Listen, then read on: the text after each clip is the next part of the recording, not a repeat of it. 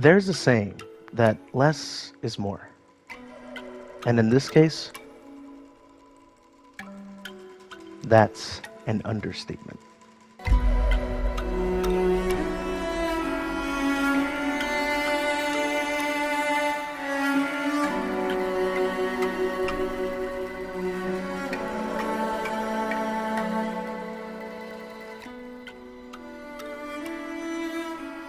It's rare that a video game such as this can surprise me in the most absurd and yet phenomenal way. Kena?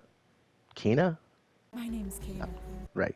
Kena is an indie passion project created by the wonderful team known as Ember Labs, who previously worked on various animated shorts, including the viral short film Terrible Fate. These guys have been in the animation industry since 2009 and have not stopped since. Bridge of Spirits is not only their greatest work yet, but it is also their very own shot in the dark. Sounds crazy, I know, but they were making a huge risk with this game. When it was first announced on the PlayStation 5 showcase back in June of 2020, I and everyone else watching the stream were very intrigued, to say the least. An exclusive Pixar-esque looking animated video game? Sign me up.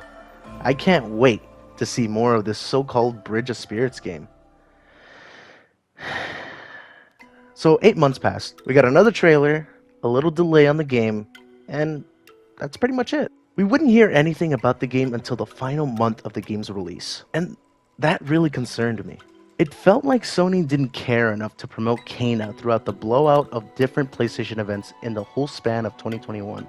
Kena seemed like it didn't get that much love compared to the other exclusive that Sony was too busy marketing on over and over and over and over again. Is this a contest for them? Some type of experiment? How does this time loop work? Does anybody remember? Why is everyone wearing a mask? But I guess that's a blessing in disguise because what we got was something special.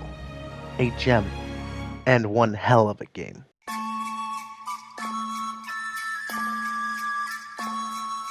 Bridge of Spirits is an action-adventure by name, but a puzzle platforming collectathon by heart. It's reminiscent of classic PS2 exploration is what manages its gameplay and story to be very well paced. Throughout the game, you'll encounter these little chibi critters called the Rot, which will allow you to enhance your combat abilities and help you get through tough obstacles. And they will look super cute while doing it. I mean, it's hard not to get sucked in by their cuteness. Aw, come here, you little pieces of shit.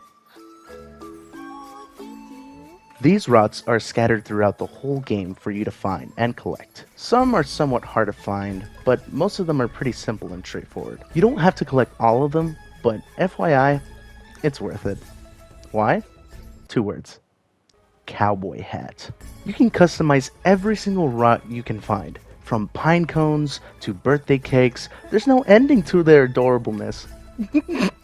This one's a butthead. It's not just rots you can find in the world, but also crystals, chests, shrines, mail, and all sorts of minor but interesting stuff. Exploration is what kept me so invested into this world for hours. Just looking for every single nook and cranny in this magical place made me feel like I was playing an old PS2 game.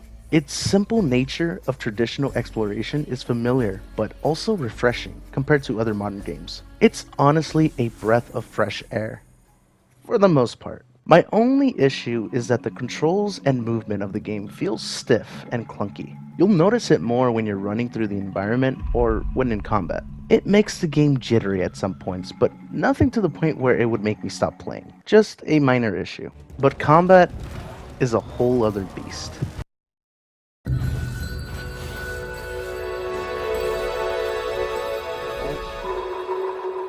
Like I said, the controls and movement feel stiff and clunky, which also inherently makes the combat stiff and clunky. But it's not as bad as you think. See, the combat can be summed up as an old mechanical bull. Sure, it's frustrating at first, but over time, you'll get used to its uncancelable animations and slight delays of button inputs. It's finicky, but manageable once you get better handling of it. And to top it all off, it gradually becomes challenging.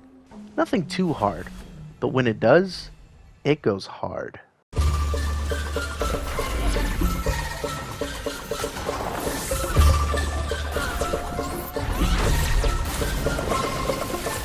Its variety of combat mechanics may be small, but boy does it pack some punches. I'd be lying if I said the animations for the combat did not sell its gameplay. Just look how cool these moves are. It's beautifully well done. Yeah, die, bitch. Even its several enemies in the game look amazing to fight against, and especially bosses. Each boss spirit has its in-depth phases and distinct styles when battling against Kana. Its progression through unlocking new abilities is what gives you the advantage and weaknesses of specific bosses. It practically coexists with its discovery of new powers along the way, which does make the game a little easier, but that doesn't mean it stays that way. No, no! You'll start to realize a noticeable jump spike in difficulty about 3/4 into the game, which surprised me in a lot of ways. It was challenging, yes, but it wasn't impossible. The feeling of taking down a difficult boss in Soulsborne games is always so satisfying, which is why I felt the same with some of these bosses. The utilization of different abilities is what made me enjoy this game even more. It never overstayed its welcome and always introduced new powers at the right time. I never imagined Bridge of Spirits to be a game where its combat would be the biggest strength. That goes to show you to never judge a book by its cover, even for an indie game.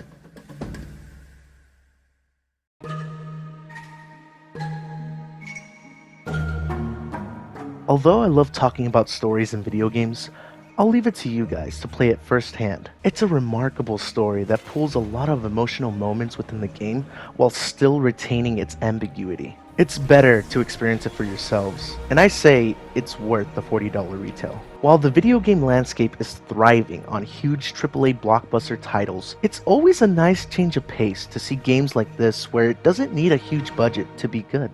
Kana Bridge of Spirits is an evolution of a classic action platformer that deserves to be acknowledged by everyone.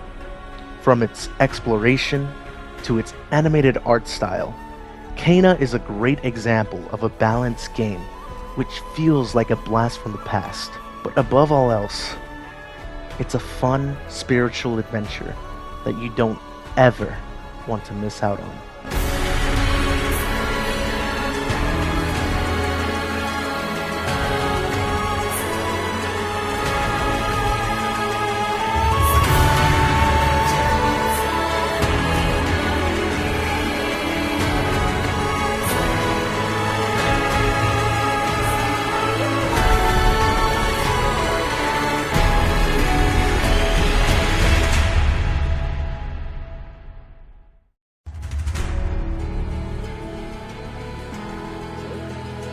Oh, it's supposed to get them boys, get them done.